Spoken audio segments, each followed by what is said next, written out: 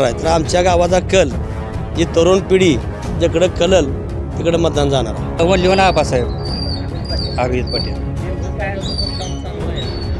काम चांगलं आहे पण आता बैल म्हातार झालं का जरांगे पाटील साहेब यांचं जी ही आहे त्यावर बरंचसं मतदान जाणार आहे. आणि ऊसाचं राजकारण म्हणलं तर तिकडं पूर्ण संपलंय. किंवा गावातल्या एखाद्यानं सांगितलं ऊस हाता नेऊ नका चालत नाही. बघा केळीचा घड राहिला आहे असाच फाण्या येणार साईडला जाणार काय केळीचा घड काय तसाच राहणार आहे का ते फाण्या घेऊन जाणार आहे का. परंतु आता जुन्या माणसाची म्हणे की उरावर नाचावर पर आपलं असावं. ती आबांनी ह्या वर्षी स्टार्टिंगलाच 3500 रुपये दर जाहीर केला. अभिताभ पाटील यांना शरद पवार गटाकडून उमेदवारी मिळावी. उमेदवारी मिळाल्यास अभित पाटील आमदार होतील. अभिजित पाटलांचं कशामुळे वाटतं कारखान्यामुळं आपलं अडकलेलं नाही काय त्यांनी कारखाना अभिजित आबानं सगळ्या शेतकऱ्याची कामगाराची सगळ्याची बिलं दिली ट्रॅक्टर. नमस्कार, पंढरपूर लाईव्हमध्ये तुम्हा सर्वांचं सहर्ष स्वागत. आपण आता माढा विधानसभा मतदारसंघाच्या खेडभोसे या गावामध्ये आहे. या गावामध्ये अनेक ग्रामस्थ या ठिकाणी उपस्थित आहेत. आपण त्यांच्याकडून जाणून घेऊया की येत्या विधानसभा निवडणुकीच्या संभाव्य उमेदवाराबाबत त्यांचं मनोगत काय आहे. नाव काय तुमचं? बंडू पवार खेडभोसे. जो गावाच्या विकासासाठी जी चालना देईल त्याच्या मागं ही आजची तरुण पिढी चालली आहे.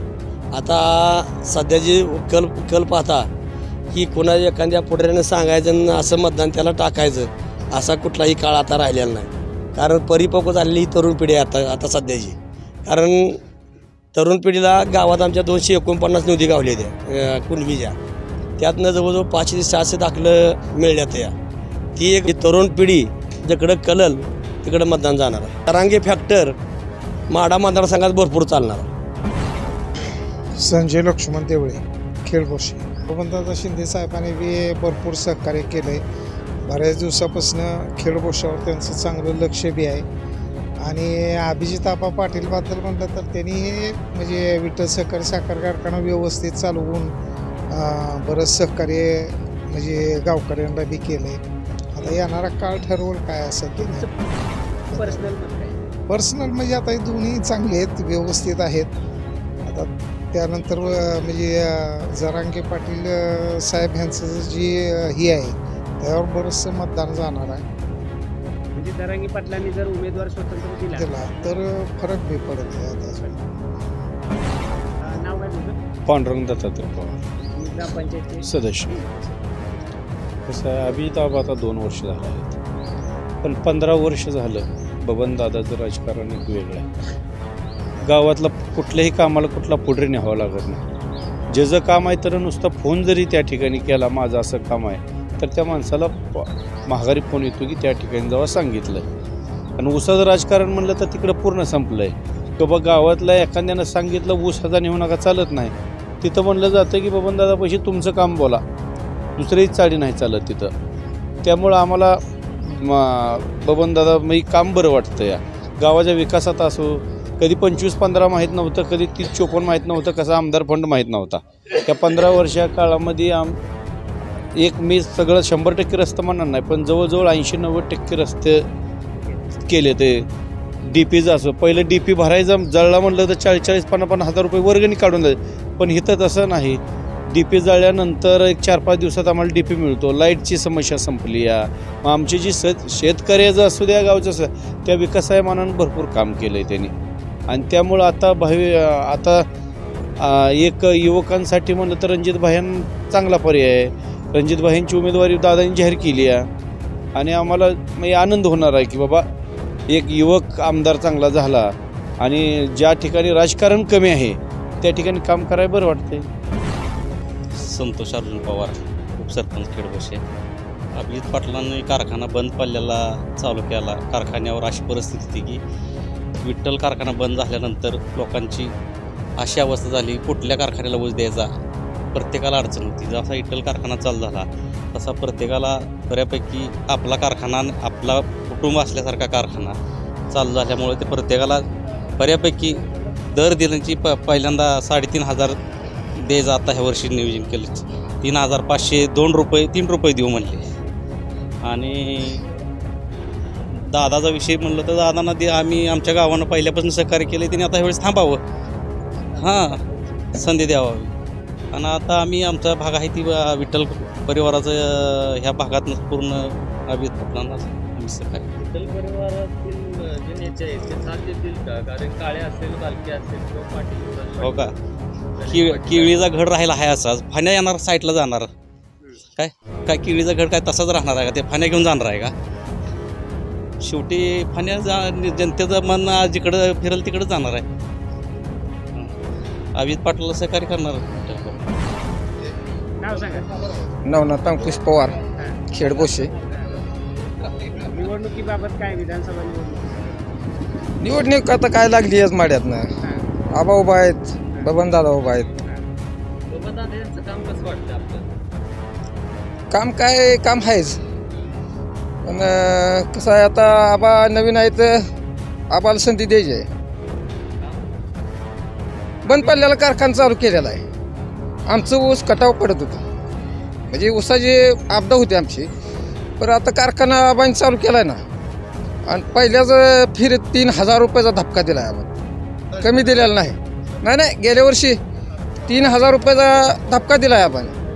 आणि आता ह्या सीझनला 3,500 3 रुपये दर दिला आपण, सगळ्यापेक्षा जास्त दर दिला. मग आम्ही आबाय मागे जाणार. दादा यांनी पण 3,500 रुपये दिले. काय केलंय 3,000? अहो आम्हाला 2,500च्या आत सगळी गुंडाळत होती. आज आबांनी पडदा लावली आहे का नाही? काय केलंय आबांनी? गेल्या वर्षी काय केलं? 3,000 धपका दिला का मग ह्यांना डोळं फुटलं. आतापर्यंत का फुटलं नाहीत मला सांगा की? फुटलं का आतापर्यंत? ह्या बी वर्षी पडदा लावली. 3,500 दर केला, पुन्हा 3,000 3,500 एक झाला का 3,002 रुपये आबांनी टाकले. मग अजून काय करायला पाहिजे शेतकऱ्याचं? म्हणणं आहे की हा दर हा फक्त विधानसभेच्या अनुषंगाने दिला आहे, हा दर कायम राहणार काय नाही, कायम कसं राहणार नाही. आता 3 वर्ष झालं कारखाना चालू आहे. 2 वर्ष तर लोकांचं कुठं बी बाईट घ्या, त्यांना विचारा बिल थकीत आहे का काय आहे का विचारा, बरोबर आहे का? फक्त विठ्ठल कारखान्याचं बिल थकीत आहे का विचारा. मी भुवाशंकर साळुंखे, खेड भोसे, आपलं ग्रामपंचायत नाही मी नाही, कोण नाही. मी एक साधा माणूस आहे, विठ्ठल सगळं संचालक आहे. काय सांगाल निवडणुकीमध्ये सध्या अभिजित पाटलाचं वातावरण आहे. कसं आहे, नवीन धडाडीचं नेतृत्व आहे, चांगली कामं आहेत. अहो स्टार रोडनं गाड्या कोणी बी हाणील म्हणून, गाच खाळग्यातनं गाडी नेणाराच खरं सक्सेसफुल माणूस असतो. आयत्या पैशाचा बाजार काय कोणालाही करता येतो, पण पैसे उपलब्ध करून बाजार करणं आणि प्रपंच करणं यात फरक आहे का नाही? तसं इथं अभिजित आबाचं काम आहे. आणि आता दादाचं बी ते काम चांगलं आहे. परंतु आता जुन्या माणसाचे म्हणे की उरावर नाचावर पर आपलं असावं. मग आता जवळच्या माणसाला कोणी बी सहकार्य करावं, अशी एक भूमिका आहे सगळ्या लोकांची. आणि आजारी पडलेला कारखाना चालवला, तिकडे नको म्हणलं तर त्याला खोटलेला लोंबकळू जायची बारी, पुन्हा उसपीस नेतो का नाही म्हणून तुझ्याकडे मागे येतो बाबा कशाला म्हणायचं. त्यामुळे स्वावलंबी शेतकरी निर्माण झाला. आणि आजपर्यंत दराची कोंडी कोणीही फोडलेली नाही जिल्ह्यामध्ये. एक साधा सरळ माणूस ह्याला ज्याकडे काय नसताना यानं 3500 रुपये जाहीर केला आणि दराची कोंडी फोडलेली आहे म्हणून. नाहीतर शेतकऱ्याची माती होती ती काय म्हणेल तीच दर घ्यायचा, त्याला परवडो नाही तर ना परवडो, खताचे दर किती बी वाढू द्या त्यातच ती ऊस घालायचा ना आपलं म्हणायचं. त्यामुळं आता सध्या हे जरांगी फॅक्टरमुळं आणि मराठी लॉबीमुळं शेतकरी कोणीकडे जायली आजपर्यंत काय सांगता येत. आता जे पुढचं भवितव्य कसं आहे त्याच्यावर होईल, नक्की ह्याला यश येणार आहे. मी अजित अशोक साळुंखे, ग्रामपंचायत सदस्य. आमच्या इकडे विठ्ठल सहकारी साखर कारखाना बंद पडलेला साखर कारखाना चालू करून त्याला 2023-24ला 3,000 रुपये दर देऊन तो कारखाना शेतकऱ्यांना सहकार्य म्हणून शेतकऱ्यांच्या जी मूलभूत गरज असते पैशाची ती त्यांनी भागवली. आणि शेतकऱ्यांचं जे परपंचात जी पैशाची मोडतोड होत असते किंवा जडणघडण होत नाही, त्यांना आर्थिकदृष्ट्या जर बघितलं, आज दुधाचा दर बघितला तर 30 वरून 27 रुपयावर आणला आहे. आणि जे अनुदान दिलं जातं ते अनुदान त्या शेतकऱ्यांपर्यंत पोचत नाही. त्याच्यामुळं शेतकरी आर्थिक संकटात येतो आहे. आणि त्यांना कशा ना कशा स्वरूपात आपण ऊस दर असेल किंवा ह्याच्या स्वरूपातून त्यांना शेतकऱ्यांपाशी पैसे पोहोच झाले पाहिजेत. त्यांच्या परपंचातली आर्थिक दृष्टीची जी टंचाई आहे ती भागली पाहिजे. त्यासाठी आबांनी ह्या वर्षी स्टार्टिंगलाच 3500 रुपये दर जाहीर केला. त्यामुळं प्रत्येक शेतकऱ्यांना त्यांची आर्थिक मदत मिळणार आहे असं वाटून त्यांनी अभिजित पाटील यांनाच आमदार करावं असं ठरवलं आहे. निवडून येणार आणि आमदार होणारच. नाव काय?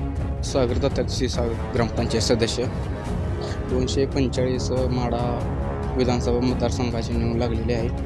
या निवडणुकीमध्ये विद्यमान आमदार बबनदादा शिंदे तसेच विठ्ठलचे चेअरमन अभिजित पाटील यांची संभाव्य उमेदवारी दिसून येत आहे.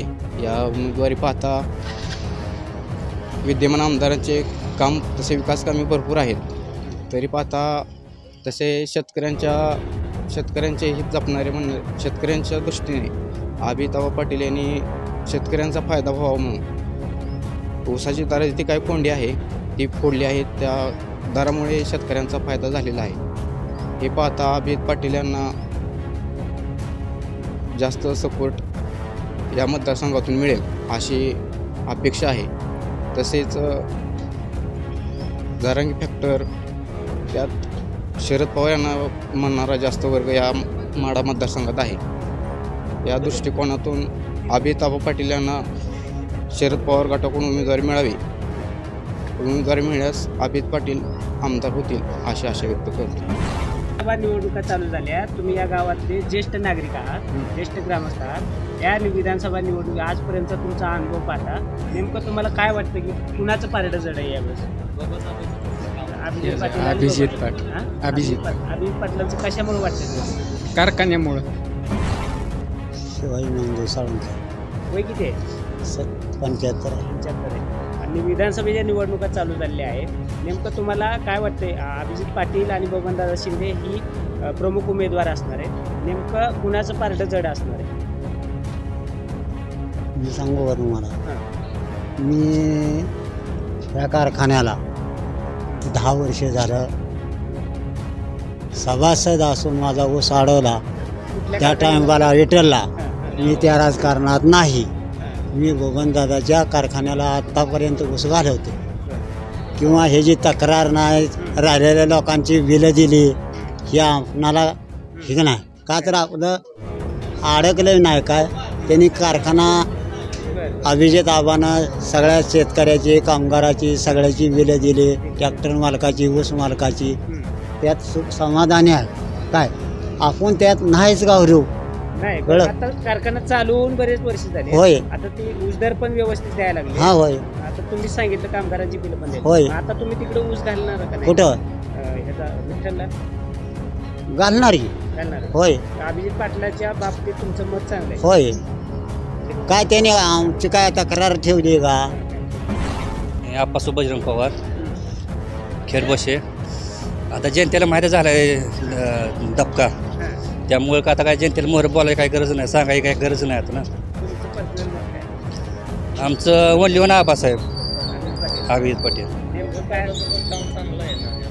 काम चांगलं आहे पण आता बैल म्हातार झालं आहे गावात. बैल म्हातार आता नवीन खोंडाला थोडी काय म्हणजे थोडी संधी देऊन तर बघावं लागते ना थोडी आता.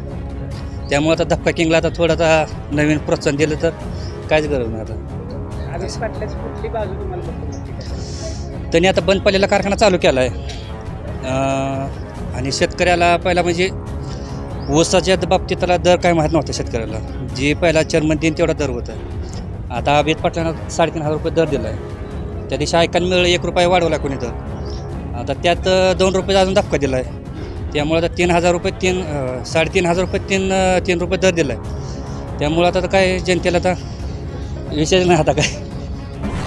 एकूणच आज आपण खेडबोश्याच्या प्रत्येक ग्रामस्थाचं काही ग्रामस्थांची मनोगत ऐकली तर यावरून एक सिद्ध झालेलं आहे की मनोज जरांगे पाटलांचा फॅक्ट या निवडणुकीमध्ये चांगलाच कामाला येणार असून बबनदादा शिंदे यांनी काही कामं केलेली आहेत पूर्वीचे.